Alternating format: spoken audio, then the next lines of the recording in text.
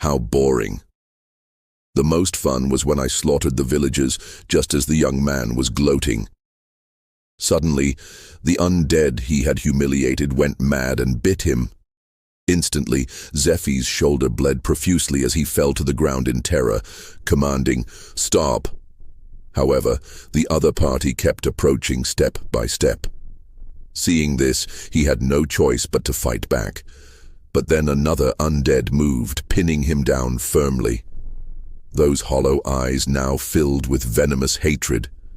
Instantly, terrified screams echoed through the dungeon. Hans silently watched all this. He murmured, "The victim's revenge play is about to begin." The scene shifted to a young man arriving at the village entrance, saying he came to find his brother. Two guards said the person left not long ago, their attitude firm, clearly not wanting to let him in.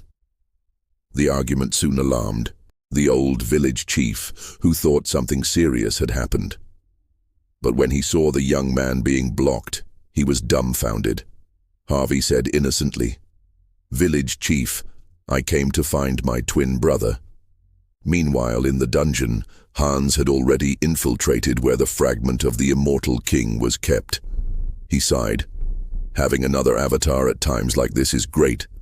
Thanks to Harvey dealing with that old man, I can easily get in here.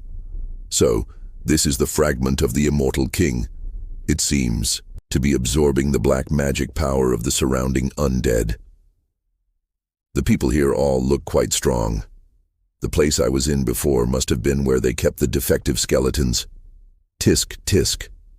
How annoying. How can it be so picky about food? Now I'll let you taste what defective goods are like." Hans sneered instantly. Terrifying evil power erupted. The old village chief was originally happy that another big fish had delivered itself to his door, but the next second his face changed dramatically, seeming to sense the fragment of the immortal king's anomaly. He immediately turned into a ghostly shadow and rushed toward the dungeon, not forgetting to order his subordinates to kill in silence. The two guards reacted quickly too, but when they drew their weapons, they found Harvey had already vanished.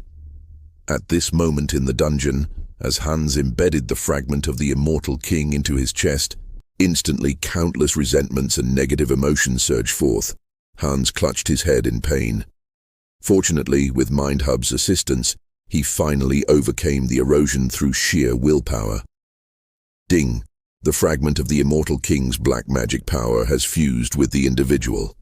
Race evolved to immortal wizard Demi-Lich, acquired special skill, sinister wisdom, granting absolute understanding and ability with black magic. At this moment, Hans's aura underwent a qualitative change, his pupils emitting an eerie glow. The guards at the door were still oblivious. Suddenly, a sharp voice exploded in his ear. "Fuan, don't you know someone has infiltrated?"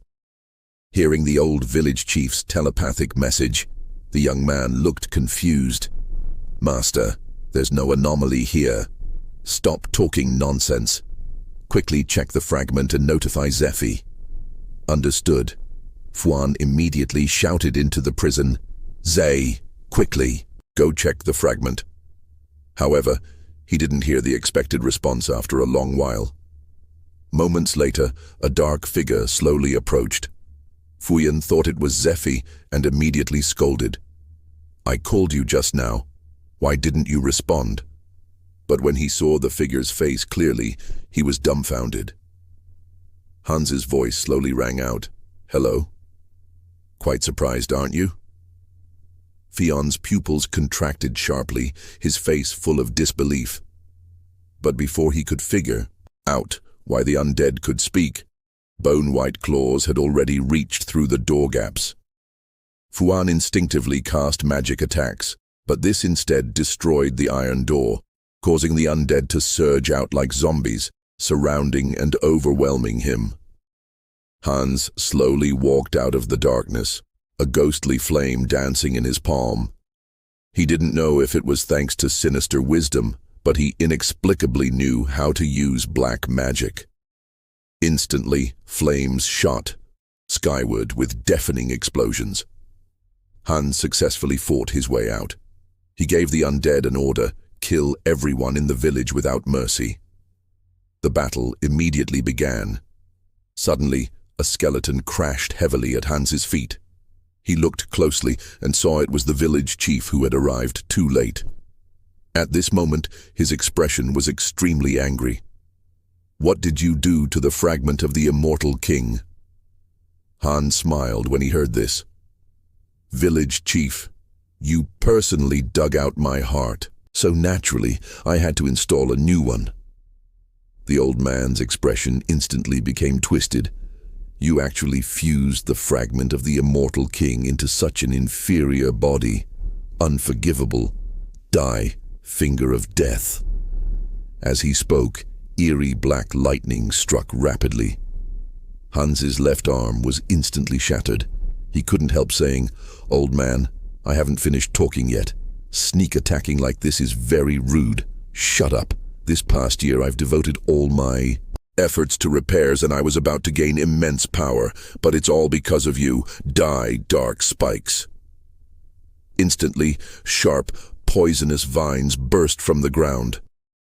But Hans wasn't injured because a magic barrier was tightly protecting him. At the same time, he quickly saw through the vine structure and easily broke through the constraining cage.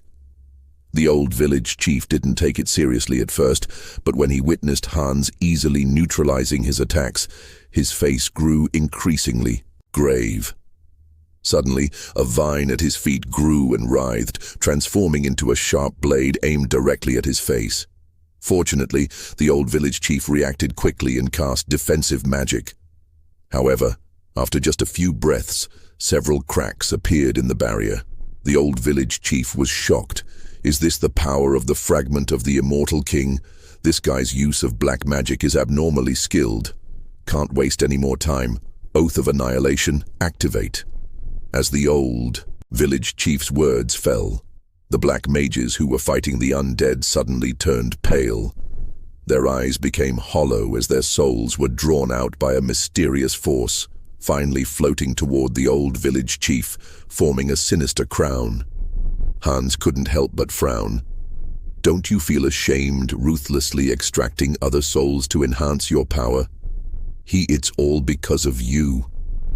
The old village chief's face was hideous, dye-tainted flame of the soul, but before he could finish speaking, a sharp pain suddenly came from his chest. Hans's mocking laughter rang out. "You talk too much. Remember not to shout useless skill names in your next life." The old village chief fell heavily to the ground, full of confusion and unwillingness, never to move again. Hans looked up at the sky and murmured, "Little rat, did you see? I've already avenged you." Meanwhile, thousands of miles away in the holy city, the saint who was praying suddenly trembled. She immediately sent for a meeting. At first, Bishop Martin was curious about what had happened. But when the saint said she sensed the aura of the undead in the west, his face changed dramatically, not daring to delay. Riesta's face was equally grave. "I didn't expect the immortal king who caused continental panic hundreds of years ago to revive. No, I absolutely cannot let that happen again, this time." On the other side, after Hans reattached his severed arm, he planned to subdue the black mages as military force, because in this battle the undead army was almost completely damaged.